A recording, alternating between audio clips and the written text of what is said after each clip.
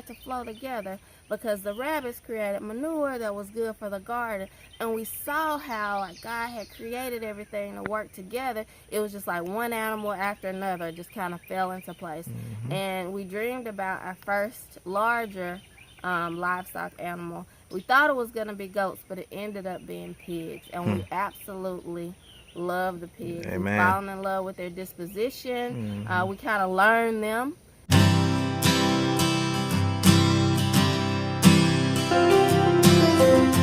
Yeah, we had to make a side stop. We found the culvert on the side of the road, laying in the trash pile. And we've been praying for a culvert. So, yeah, it's a culvert. Thank you, Jesus. Alright, so now I'm driving. I have to ride with the back of the van over, so I think I'll drive. Be a good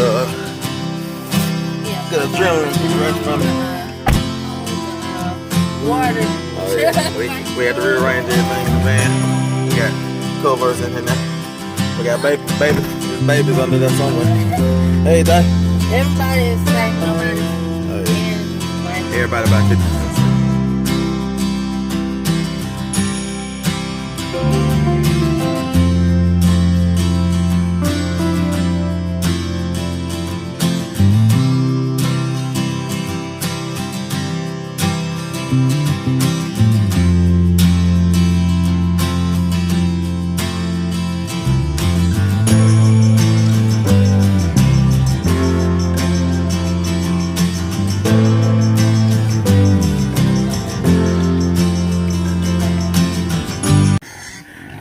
You don't gotta be in a rush. Like I said, just pull it up and make sure you get it all the way out the way. There you go. Now walk them out to the builder. Leia, get. But yeah, Megan, she got the pigs moved. I helped her out a little bit. My leg wasn't feeling as bad as it was the other day. But she down there now. Turned the fence charger on, so we can test the fence and make sure it's hitting on at least about 4,000. We would love for it to hit on 8,000 volts, kilovolts, but most of the time it hits on about 4,000 or 6,000. But yeah, Megan, she coming down the hill now. If anybody has a four-wheeler or a golf cart or anything they want to donate to our ministry, come on with it. Even if it's not working, we can work on it and get it to working. Because when we had the pigs down in here and these further pastures, it's probably like 5 acres back to the fence charger or whatever. And you have to kind of run back and forth or whatever. And we had a tractor, but the tractor's just so loud and it's not maneuverable like that easily or whatever. But here comes Megan. Gonna get her to test the fence and see if she did a good job. I don't think so. I don't think we're testing no fence all day.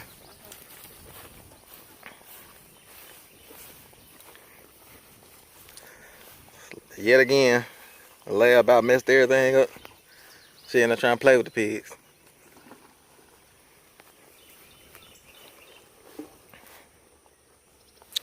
So how did that feel? Was it a good enough adrenaline rush for you? Oh yeah. All right, see what you're hitting on.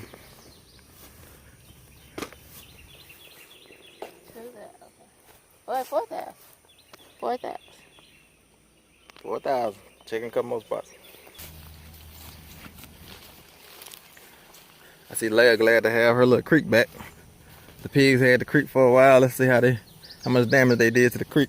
They made the creek better. Oh yeah. By clearing it out for us. Yeah, we couldn't even hardly see in here. You had to fight your way through to get in here to the creek. But now it's a clear path and we can get in here and cut all these little trees down without getting bit by snakes. Cause this is the section where I was at when I twisted my ankle and couldn't hardly walk when that snake got up under me. But yeah, this is like perfect level of disturbance. We already reseeded it, and I wish I would have bought some seed because we could have seeded it again. We did? I don't think I did. I didn't bring any. I thought when you got that little thing out of your truck. I should have filled it up. I thought about filling it up, but I didn't. Okay. Yeah, but it's fine. Because it's like I said, it's perfect level of disturbance. It's still grass here.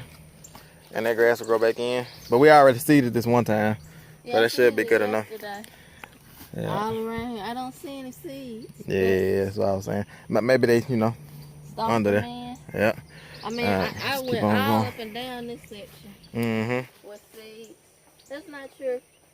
Look at this side, the new pasture. This side over here, and then look at this side over here, the old pasture. Yeah. It's not an extreme difference.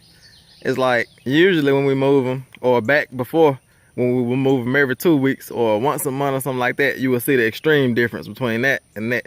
But it's like it's not a real big difference or whatever between the two pastures, and that's good because that means that our pigs are starting to graze and they're not rooting. It's like it's barely any rooting over here. They just rooting surface And level. this will grow back quickly, especially in the summer. And that the reason why sometimes I think that they're still rooting, like there were pecans all along here, just beneath the grass that they were eating. So, but yeah, that's really. All right, so we have Megan Sales here, and Megan went to school and got education and has a master's degree in English. Has a what is your minor degree in? I have a concentration in poetry. Okay, talk a little loud so we can hear you. I have a concentration in poetry. And you have a master's degree in what? English literature. In English, right. Did you ever think that when you were going to school and, you know, getting your degrees or whatever, that you would be hog farming or pig farming? Absolutely not. So what made you become a farmer? Why did you choose farming over other careers? When I was in school, I didn't even know what a bush hog was. And what bush hog, you mean the thing that we hook on the back of the tractor, right? Right. Yeah, good. So I didn't pick farming. Farming picked me. Okay. So it's so funny. Not only do I know what a bush hog is, I don't think a bush hog is a type of hog. I know right. what pigs are, what hogs are now, because we have some. But what I mean by farming picked me is really a mission that the Lord Jesus put us on. And he just kind of like one day put this burning desire in our hearts to be able to work with our hands, and farming was a part of that.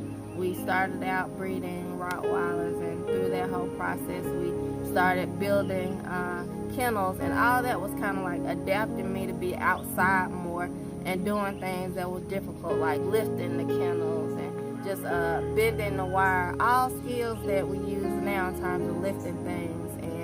And now we put together the electric fencing. We have to twist and bend wire.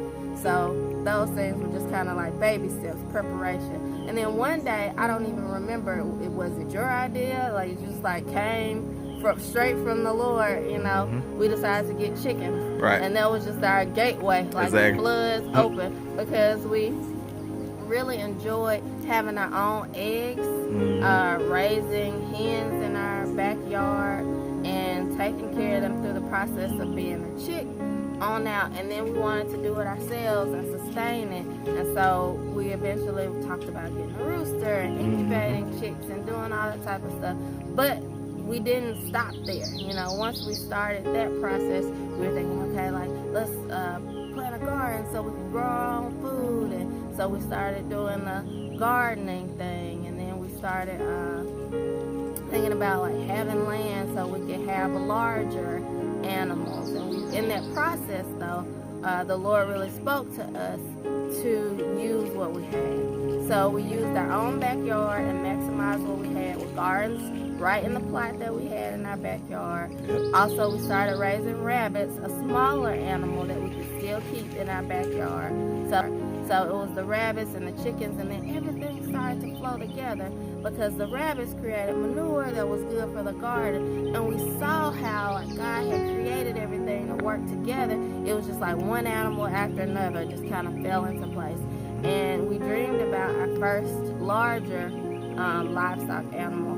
We thought it was going to be goats, but it ended up being pigs, and we absolutely love the pigs. Amen. Falling in love with their disposition. We kind of learned them and the things that they like and how to raise them. And now we have baby pigs, our first set that we've raised completely on our farm. And we've seen how our land is just perfect for pigs. Like what they do to the land is beautiful. How they clear out the bottom brush and the weeds that we don't want. But like the actual trees can start to flourish, and our creek can start to flourish, and they eat the berries and the pecans, and the meat tastes better. Oh yeah. Like we actually butchered our own animals from our own farm from start to finish. We slaughtered them, we butchered them right here in the field where they were raised.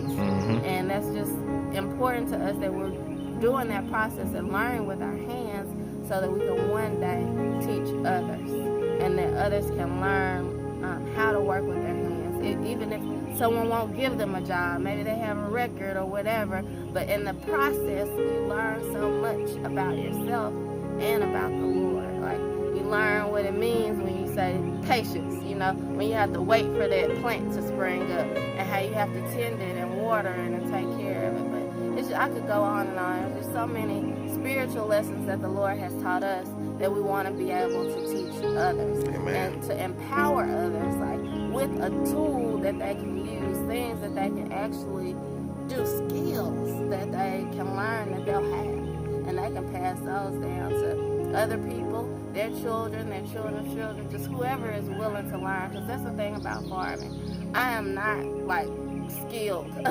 or good at it, you know, but I'm willing to learn. And that's really all you need, is just to be willing to learn, willing to make mistakes, willing to try, and then you'll eventually... Yes. Willing to be corrected. Willing to be corrected. Yeah. And if you maintain your consistency and your faithfulness, you'll see fruit. Well, that's amazing. That's amazing. Now, what is the name of you all's farm, or what's the name of our farm? I.A.G Farms. Now, why do we call it I.A.G Farms? I.A.G Farms. For It's All About God. Amen. And that's something. That's what it's all about. That's So why we're doing your what we're doing. it's not